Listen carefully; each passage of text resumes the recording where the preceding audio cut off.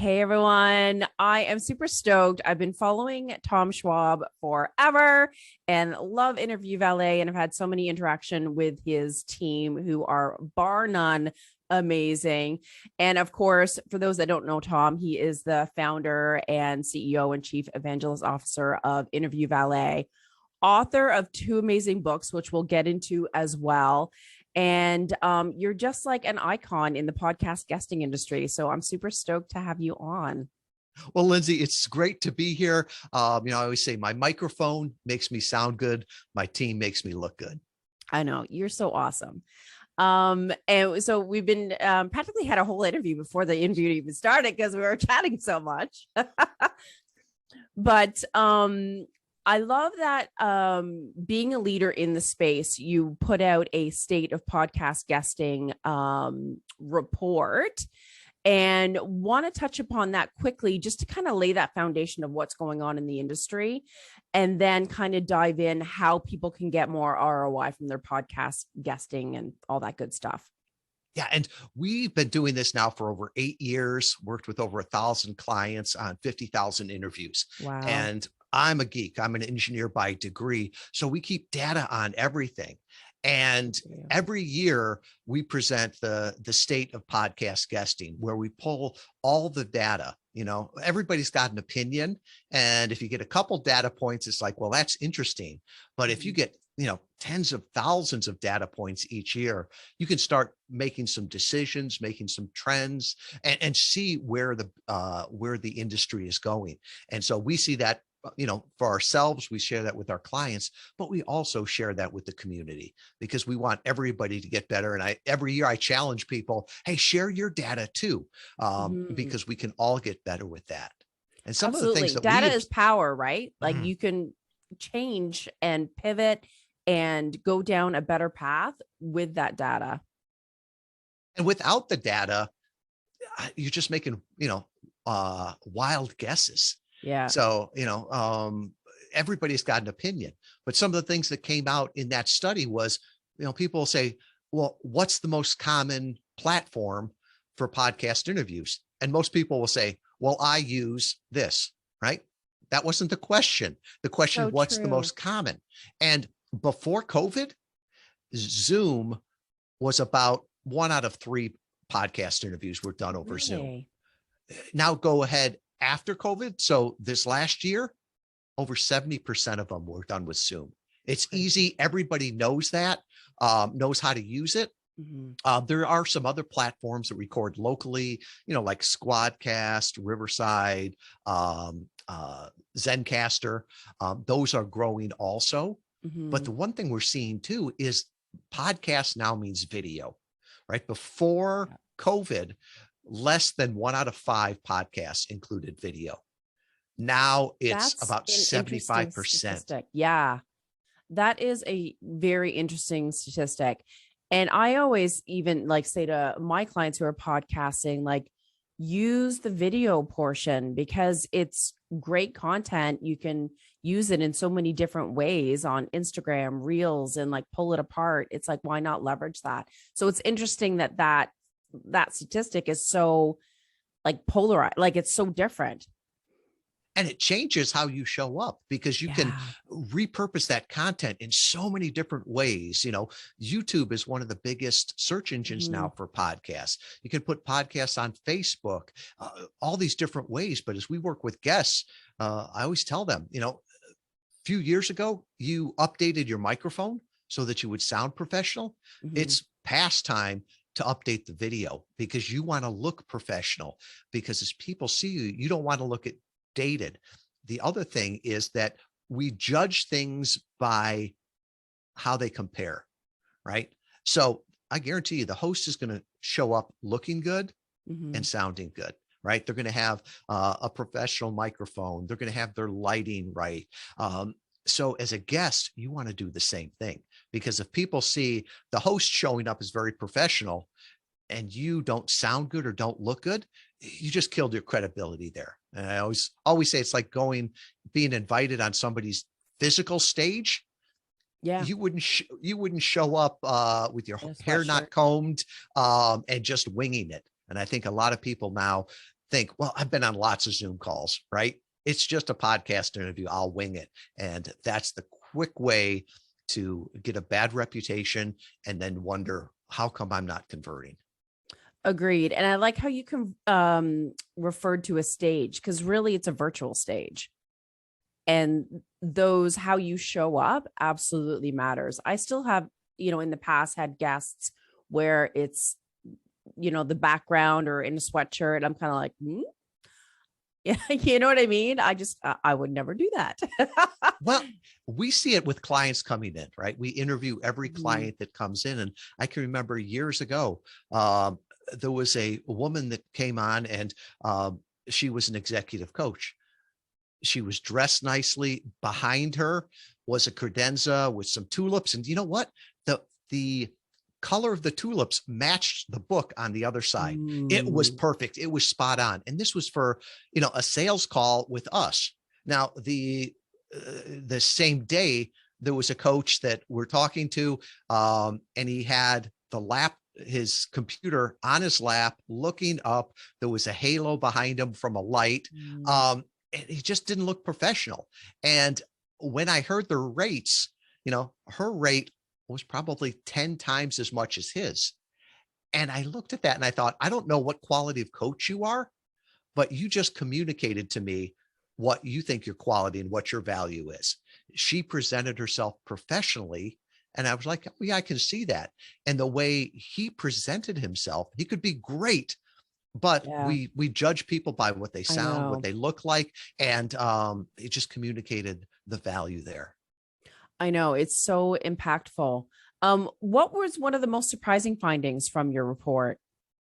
I think probably one of the most surprising factors is that we've gone back to what it was pre-COVID, right? So during COVID, we saw lots and lots of podcasts pop up, right? We went from like 1 million podcasts to over 2 million, but most of them died out really quickly. We saw the most common day for a podcast during COVID, and by COVID, I mean 2020, was any day that ended in Y, right? we had nothing else to do. So the times between invitation and the recording was very, very short, but people got so many in the queue that the time between recording and going live just extended out for months and months. So now what we're seeing is that we're going back to what it was like before. And you've seen other people, Libsyn, when they released their numbers on downloads, they said it was a similar thing there too. So that is a good thing for me. And I think a good thing for the industry to realize that we're back on track here. Yeah, I know. I don't know about you, but I always get asked the question, is it too late to the party? Is the market saturated? And I'm like, No. And it's interesting because you'll hear people say there's 2.6 million podcasts out there. Well, that is true. But there's a little asterisk out there. Less than 450,000 have actually published in the last 30 days. Most podcasts die within the first 10 episodes. Yeah. It's called pod fade in the industry. Totally. So, there's no need for another junky podcast that's going to die, but a quality podcast, you see people starting those all the time. And the better the quality, the more traction they get with that. Absolutely. And consistency is so key. Now, you mentioned pod fade, and people think of obviously the hosts, new shows being consistent and fading off and quitting. Do you see the same thing happening in the guesting side of things? Like, is there a pod fade within guesting that, guests try it for a month and then peter out? We've seen that. And for different people, it makes sense to do that. So we work with a lot of authors. Last year, we helped 4 books get on the Wall Street Journal bestseller list. Nice. So if all you're trying to do is hit that list or launch that course, then it makes sense. Just do a lot that drop plus or minus a week when it launches. That makes sense. For some clients that we work with, especially if they're small, it's not so much guest fade, but the thing is they've sold out of their inventory, right? So if you're a coach and you've got a limited number of spots there, often we'll work with coaches or consultants and they come back to us after, a campaign, and our campaigns are typically 6 months, and they're like, I don't have any more capacity, right? Which is nice. I always tell them to keep promoting the interviews they've done so that they can stay out there and stay fresh there. But for most clients, when we're doing campaigns, they'll start a 6-month campaign. We learn during that what works, what doesn't, and we keep doubling down. And they might bring in different speakers, right? If it's a brand, they might bring in additional speakers to talk about different things. Or we'll know based on the data, again, what podcast interviews worked best for them, and say, let's double down on this niche. Because it's not about the podcast interview. It's about the results you get from it. And the podcast interview is a portion of that, but it's just a portion of what you're trying to get. We always say that, this is marketing. If it doesn't make dollars, it doesn't make sense. And if you just want to go on podcasts for an ego thing, well, that's fine. It doesn't matter. But if you want to get real business results with it, you've got to have a strategy. You've got to have a system to actually get reproducible results, and then also understand why you got those results so you can get them again. I love that. And I find we were kind of talking beforehand how people are just, I just need to get on a show. I need to get on shows, as many shows as possible, and so forth. And you may not get the results that you want because you're not looking at the data and you're not leveraging those opportunities. And just like you said just a minute ago, is that, the goal is not to get on a bunch of shows, because you don't want to be on a show for the sake of being on a show. You want it to drive your business forward. So when you're trying to figure out, like, okay, how do I figure out the ROI of my podcast guesting? Like, what would you share with a client?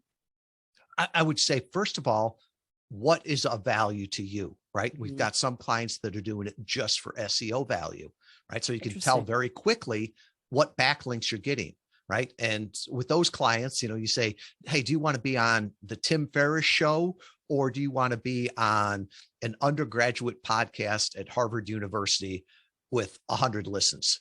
Well, they'll say, give me the backlink from harvard.edu.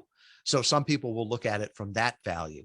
Other ones will look at it from the content, right? They're trying to repurpose that content. What most clients are doing is trying to figure out what cost of lead acquisition is or cost of customer acquisition is. And the thing is most people have no idea because they're not attributing the traffic. They don't know where it came from.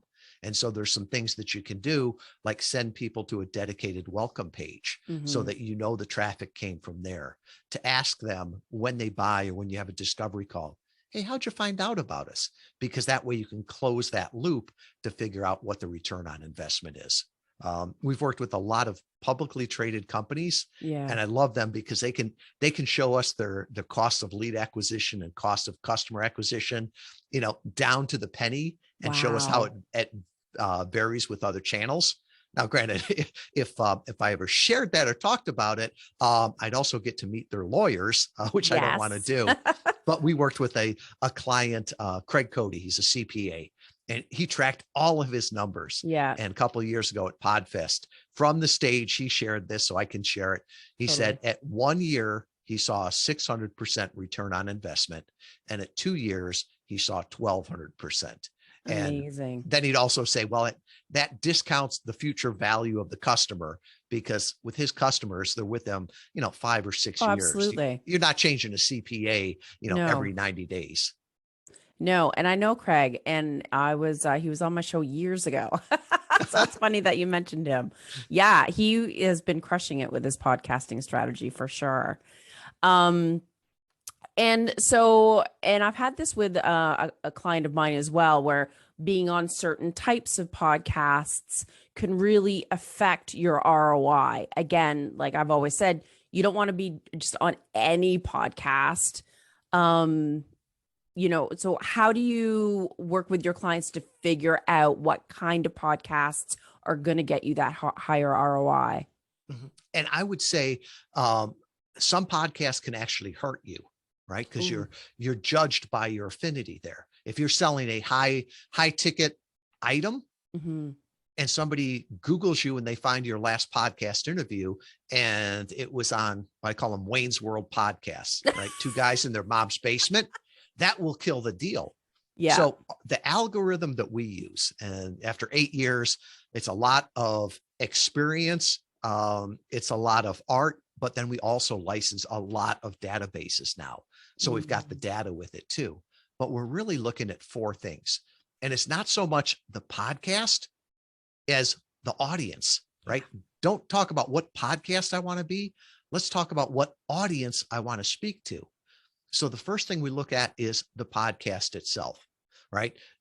Often the listeners will be like the host or aspire to be like the host, right? Yeah. If you want a female audience, they're probably going to be more likely to be with a female host and vice versa, right? We had one client came to us and they wanted to focus on C-level executives in Fortune 500 companies.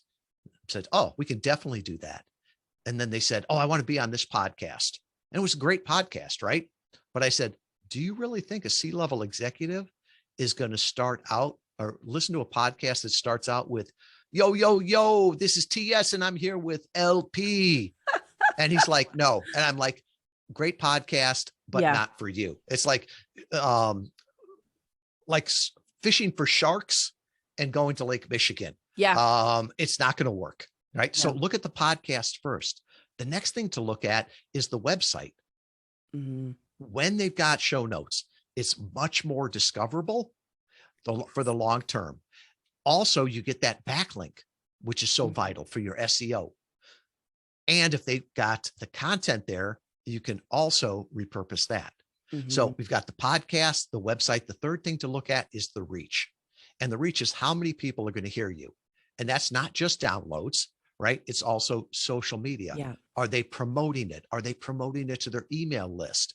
And then finally, the fourth thing to look at is brand affinity, right? We're judged by the company we keep.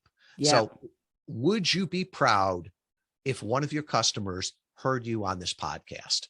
You know, 5 years ago, you could be on any podcast. Nobody would ever find it, right?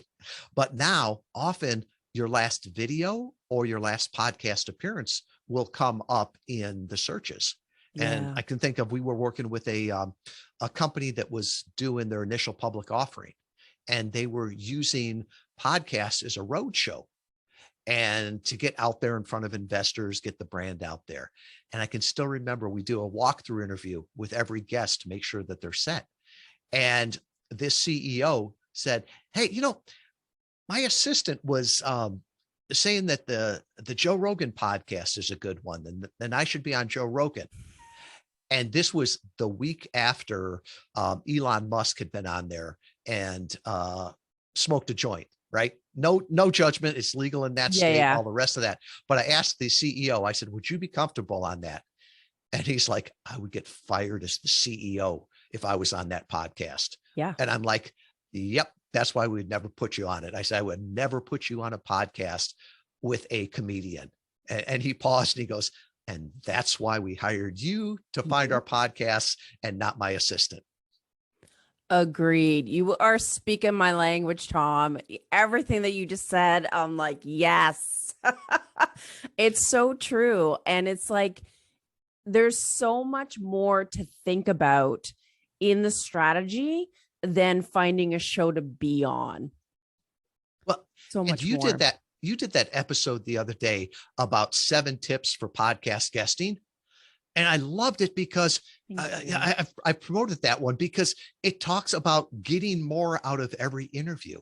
We get so many people that come, and I blame the industry for this too, where they're just saying more podcasts, right? Because they're charging per podcast. And you don't want more podcasts. You want to do more with every podcast. And you talked about repurposing, promoting, following them, engaging them, this idea of just showing up for, you know, as many blind dates as you can and thinking it's going to grow your business. No. In fact, if anything, it will hurt your business. We worked with we almost worked with a client that came to us, and they had done a podcast tour with another company, and they just went out there and talked about their new product and got on a lot of shows. And they came back to us and said, you know, we've heard good things about Interview Valet. We'd like to work with you. Well, we vet all of our clients. Nice. So we reached out to some of the podcast hosts that they'd been on. And the consistent message we heard was negative, because these people showed up for the interview, never did any follow-up, never did any promotion. They just used and abused the audience. Yeah. And so they had already had a bad reputation in podcasting. There was no way they were going to get invited back to these shows. And some of them were top shows. And the other thing that we know too is that podcast hosts talk to podcast hosts. Yes, they do. And I said, unless, you know, you can tell us and commit to us that you're going to promote every interview, that you're going to, you know, help the host on this, I said, we don't work with you. Yeah. And that's been a litmus test for a lot of clients. They're like, no, I just, you know, I just want to go on the show. And no, that doesn't align with who we are or our mission, because our mission is to personally introduce inspiring thought leaders to millions of people they could serve for the betterment of all. And so if you're not getting that betterment of all, if you're not promoting it, if you're not helping the audience and serving the host, then no judgment, but we're not the right company. Yeah. Fair enough. And I'm obviously, I don't have the client base as you do, just because I have a different service, but I'm super picky on who I work with. It's like, I want that relationship. I want, you know, to know them and like them as a human being. And even when like we're guesting on shows, or I have obviously people like you on the show, it's like, I love that relationship part and like having a conversation. And, you know, it's not like I'm going to ignore you after today and be like, oh, he's been on my show, I'm good. Like, I just don't roll that way. I just love that relationship part of the guesting, you know, and hosting. And I think a lot of people discount that. I know it was surprising for me when I first got into podcasting. I never really gave it much thought until I was kind of in it. Very much so. And I think there's the evolution, right? Where people just will say podcasting. I just want a podcast. Well, there's a lot more than goes into it than going in front of a mic and hitting record. Yeah. I want to be a guest. Well, there's a lot more that goes into it. You know, we always ask our clients, what's your goal? And most of them come back initially and say, to get on podcasts. I'm like, no, that's not a goal. You know, you don't need us for that. You can get on a podcast in the next 10 minutes, right? Put a thing on Facebook. And they're like, well, that won't grow my business. Okay. So growing your brand, growing your business, that's the goal. And, you know, if the host has access to that audience, why wouldn't you want to have a relationship with them? Yeah. Because they could be your best partner. They could be your best referral source. You know, I think of, there's a podcast out there called Nice Guys on Business, and DJ Doug Sandler's the host. And I remember something he told me years ago. He said, on a podcast, you never have to promote yourself. He said, if you do a good job, that host will promote you better than you ever could. Yeah, absolutely. And it's my favorite part. It's like, there's people that I've had on my show that I am like creating a course with, and we're friends, and like Facebook message, and like they're on other sides of the world. And I'm like, that is just the coolest thing ever. It makes it so much fun. It does. And it's a great referral source. Yeah. Right? 70% of our clients come from referrals. That's either from current clients, podcast hosts, marketing agencies, PR agencies. They're a lot better clients. It's much easier. And I would much rather do that than what I see so many people. It's like, you know, throwing Facebook ads up there, or we've got the 5-day challenge or whatever it is. One of our clients came to us, and he was a high-end coach. And I asked him, well, why do you want to do podcast interviews? And he's like, because everything else that I see out there, he said, to me, reminds me of advertising above the urinals.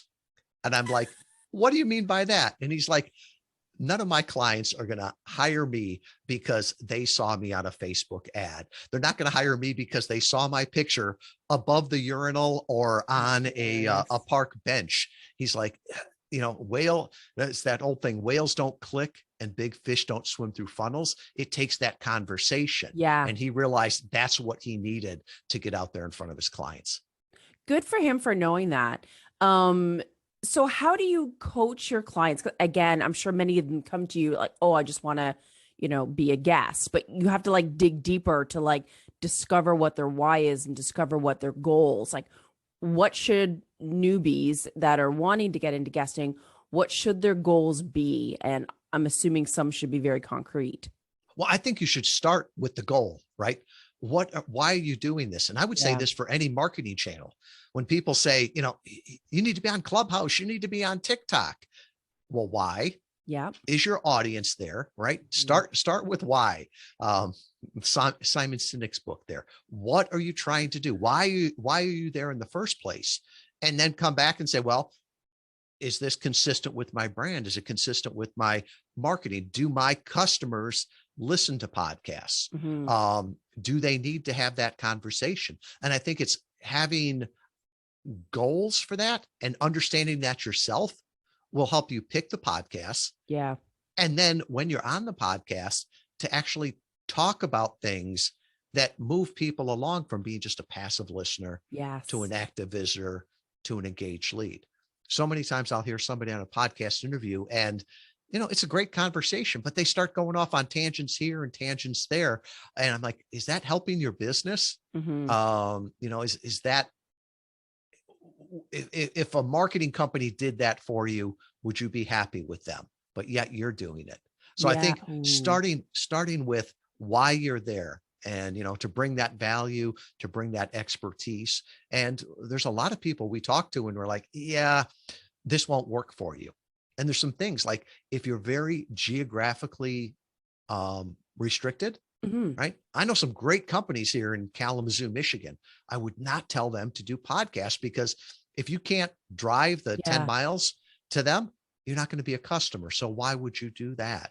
Other ones could be if it's a very, very low cost commodity product, I don't have to know the story behind it. I don't have to know your philosophies, the history of the company. It's just a commodity. So you don't need to be out there. Yeah. If the more the value, the lifetime value the customer is, the more important that is. And then a lot of times we call them discovery calls, right? It's almost like we look at it as coming to an emergency room and the doctor's got to ask you all these questions to figure out what the problem is. And there's certain times where we'll talk with people and like, yeah, you don't have a website. You've got no place to send people to. Right. You've got no social media. The first thing a host is going to do is say, who is this guy, Tom Schwab? Yeah. And if you're in the witness protection plan, they're not going to say yes. And even if they do, because Lindsay was nice, she knows me. Well, if somebody listens right now and they Google me and they can't find me, that just kills all the expertise. Other times it's like often we'll talk with somebody and they're like, yeah, I want to get out on podcasts. And you start talking with them and they're like, yeah, I've got a book coming out, in 6 months.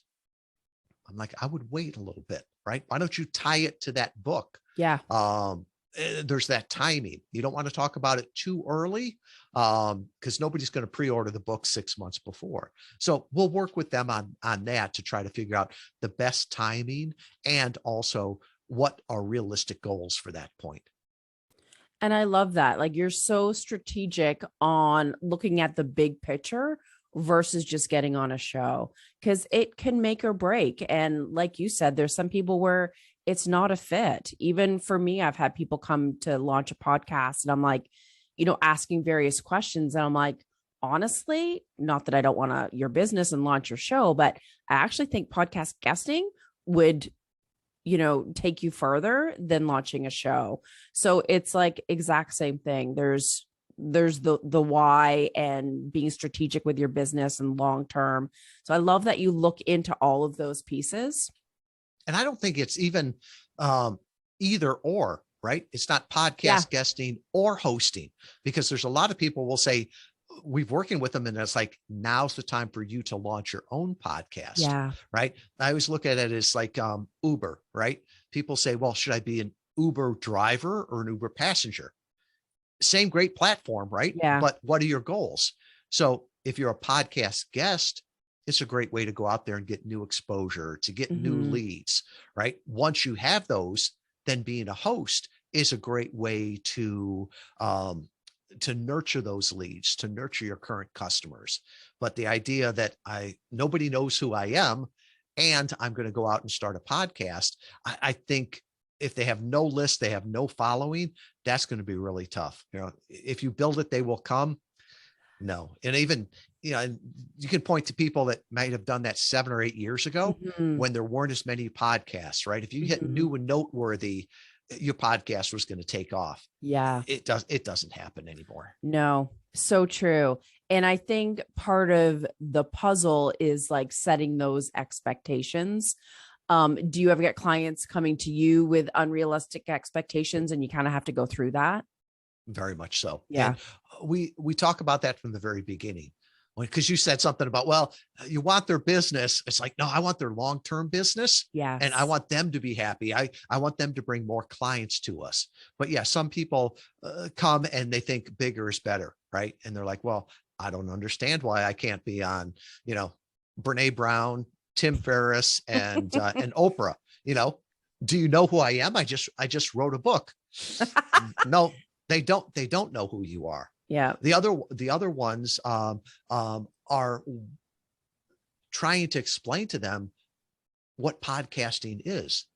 I can remember one client, and we thought everything was going great, right? We get the onboarding done in the first week. We were probably 2.5 weeks on it, and we got on a podcast that was top 5%, right? Perfect audience. And I think her interview was Monday. She called me on Friday irate because they hadn't gotten a single visit, a single lead, a single customer out of it. And I said, well, it hasn't gone live yet. And she said, what do you mean? Well, it was recorded on Monday, right? But it hadn't gone live yet. And she thought it was more like radio. And we didn't explain that to her, right? So it's on us.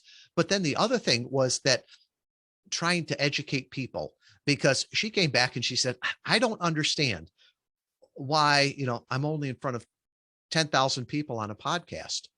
And I'm like, well, that's a large podcast. And she's like, no, it isn't. She's like, the other day I was on a radio show and I was heard by 4 million people. And I said, what radio show was that? And she said, I don't know. It was some station out of Indianapolis. I'm like, well, they had a reach of 4 million, right? Not everybody was listening to that station at that time. Right. So this means, this podcast had 10,000 people, and, the data shows that 70% of those people listen to the very end. Yeah. Right? And I said, have you ever been on a stage in front of 10,000 people? Well, no, I would never. Right. It's like, well, you were there. So, fast forward about 6 weeks, that was the happiest customer when it actually went live. Yeah. And all the traffic that she got from it, the leads, the customers, but it's really educating people about what it is and to set their expectations there. Absolutely. And that way you're setting yourself up, and you personally are like setting up your clients for success, to understand the process, the expectations. And a lot of people don't realize that it's like a long-term game, and it is evergreen, and it all stacks upon each other, and it builds like, you get leads and you'll get sales or referrals, but there's also like the authority and influence and credibility and like all those soft, fluffy things, but they make a difference in your business. Oh, very much so. And I don't know if it's evergreen, right? I don't know if it's going to last forever, but it's got to be as good as a can of soup, right? 3 to 5 years, right? We've been doing it for 8 years, and we still get clients that say, I got a new customer off an interview that I did 5 or 7 years ago, and it's new to them, But there's another thing as a guest, be careful of what you say, right? Don't wish somebody a Merry Christmas because it might be 2 days before the holiday when you're recording, but if it goes live in February, it's going to sound weird. You know, even with COVID, we talked with all of our clients and said, be careful, right?